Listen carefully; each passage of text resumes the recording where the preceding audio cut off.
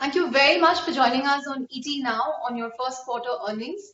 On the face of it, the sequential decline, the fall in profit, I think it was mostly factored in for most IT companies this quarter because the full impact of COVID was expected. But when I saw your commentary, it was extremely bullish in terms of the order book, in terms of the pipeline. So, can you tell us what is giving you this optimism? Have things bottomed out? Are things looking up? Can you give us a sense of what you're seeing at this point? Yeah. Thank you, Chandra. And first of all, thank you for having me here. In terms of, the overall industries, of course, travel and hospitality has been at the forefront of the pandemic impact. But if you look at some of the other industries in which we operate, CMT, for example,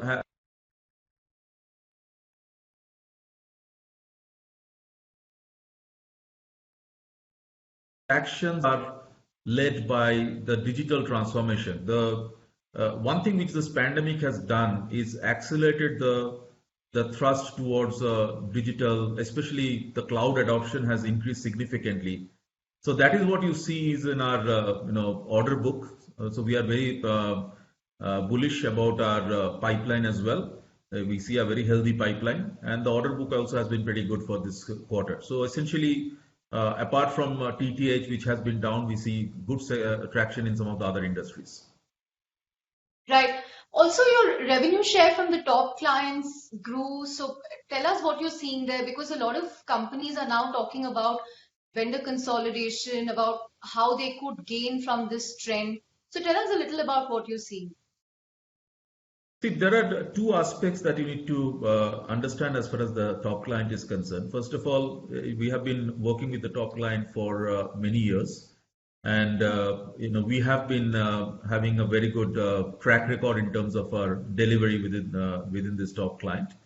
And also, if you look at the portfolios that we manage within this top client are also quite widespread and diversified. During the pandemic, our top client being at the forefront of digital, obviously there were some spikes in terms of requirements, and which is what helped us in terms of the slight growth that we see. But when you talk about the 30%, that you need to look at holistically in the overall scheme of things, because we had a significant decline in travel and hospitality, the overall revenues decline. That's why the percentage also showed a significant jump. But as we go into the next quarters, and as we roll out our strategies, and as we continue to mine the existing accounts, I think that will, we will be able to see some changes over there. Right. I also wanted to understand in terms of the outlook. Do you expect a complete rebound, recovery in the second half of the year? Some companies are confident that things will come back in Q3. But at this point, there is no clarity. There are geographies where the pandemic has shown signs of recurrence. So can you give us a sense of the outlook that you see at this point? Yeah, so first and foremost, if I look at my travel and hospitality clients and the segment, I think it is a little too early to call out, but we do expect some softness over there. But if I look at some of the other industries like CMT as well as CPG, we are fairly confident that we can see some good pipeline over there. As I said, my pipeline is fairly healthy. One thing which you need to understand is that as a result of this pandemic, TTH was directly hit. But if I look at some of the other industries, things kind of slowed down. So the deal, decision-making process is kind of slowed down, but I can see that some of those things are coming back. But I can confidently say at this point of time that my overall Q2 will be better than Q1. Right. And in terms of discounting or renegotiation with clients, how is that proceeding? What kind of conversations are happening with clients in terms of pricing? Yeah. So pricing is stable. I think if you look at the profile of clients that we have been working with these clients for many years. This has been a very long-standing relationship, and this pandemic has impacted pretty much everybody across the board. So in the near term, obviously there are some discussions that we had with our clients, but this is fairly near term. So I don't think there is anything which we need to worry about from a longer term perspective. Right. DC, this is something I asked you last quarter as well. The overall uncertainty around immigration. And in the last quarter, Donald Trump actually went ahead and suspended work visas for the rest of the year. So, what percentage of your employees in the US are visa independent? What kind of negative impact could this have in the medium to long term? So what I can tell you, Chandra, is that we have been watching this situation very, very carefully because this is Hmm. very critical for us. But the good news is, first of all, our dependency on visas are not so high. And second thing is that even in the short term, what we see the clamping down on the visas that has been introduced, it is not going to have any impact for us.